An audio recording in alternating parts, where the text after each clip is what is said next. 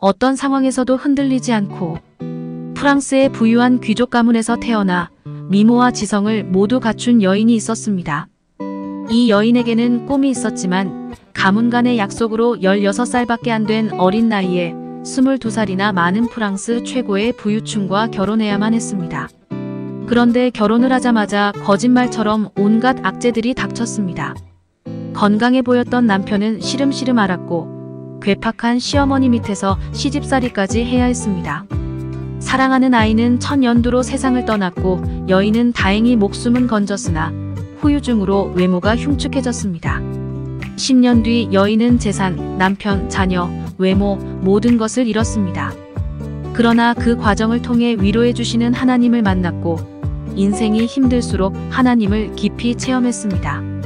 고난 중에도 하나님을 의지하는 그녀의 묵상은 당대의 신학자들에게까지 큰 영향을 미쳤습니다. 복음을 전한다는 이유로 8년이나 감옥에 gat혔지만 그녀는 믿음을 포기하지 않고 하나님이 주신 감동을 책으로 썼습니다. 예수 그리스도를 깊이 체험하기의 저자이자 17세기를 대표하는 영성의 대가 잔느 귀용의 이야기입니다. 세상 모든 것을 잃었더라도 하나님을 만났다면 행복한 사람이며 구원받은 사람입니다. 구원의 감격을 느끼며 생의 마지막까지 확신하며 살아간다면 그 자체로 우리는 이미 세상에서 가장 큰 복을 받은 사람입니다. 환난을 당하더라도 큰 복을 누리더라도 나를 구원하신 하나님을 전적으로 의지하며 믿음을 지켜나가는 그리스도인의 자세에 대해 묵상해 보겠습니다. 오늘의 말씀 데살로니가전서 3장 3절 찬송가 338장 359장 아무도 이 여러 환난 중에 흔들리지 않게 하려 함이라. 우리가 이것을 위하여 세움받은 줄을 너희가 훤히 알리라. 어떤 사람도 아무런 고난과 어려움이 없는 삶을 살지는 않을 것입니다.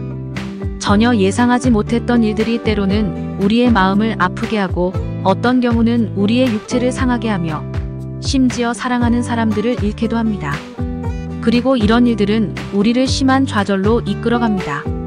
어떤 순간에도 하나님만이 우리의 소망이십니다. 특히 여러 가지 어려움으로 낙심하고 좌절한 사람들에게 결국 하나님만이 소망입니다. 하나님 외에는 그 어떤 것으로도 그 어려움을 이겨내지 못합니다. 잠잠히 하나님께 나아가 하나님을 바라볼 때 하나님께서 우리를 위로해 주실 것입니다. 하나님과 함께하는 사람은 흔들리지 않습니다. 하지만 하나님께서 계시지 않는 삶을 살면 작은 바람에도 이리저리 흔들릴 수밖에 없습니다. 우리의 반석이며 구원이시며 요새가 되시는 하나님을 의지하십시오. 아무리 강한 바람이 불어와도 흔들리지 않습니다. 우리는 하나님께로 피해야 합니다. 어린아이가 어렵거나 무서운 일이 있으면 가장 먼저 부모에게 안기는 것처럼 우리는 하나님께 나아가야 합니다. 하나님께서 우리의 피난처가 되어주시기 때문입니다. 고난 가운데서 좌절할 때 피난처이신 하나님께 나아가십시오. 그리스도인에게는 하나님이 계십니다. 세상에서 겪는 여러 가지 어려움과 고난 앞에서 홀로 좌절하고 눈물 흘리지 말고 즉시 하나님께 나아가시기 바랍니다. 하나님께서 나아가 어떤 상황에서도 흔들리지 않고 믿음 위에 굳게 서서 세상을 살아가는 그리스도인이 되시기 바랍니다. 오늘의 기도.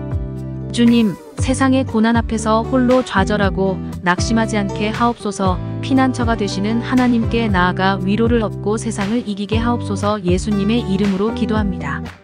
아멘.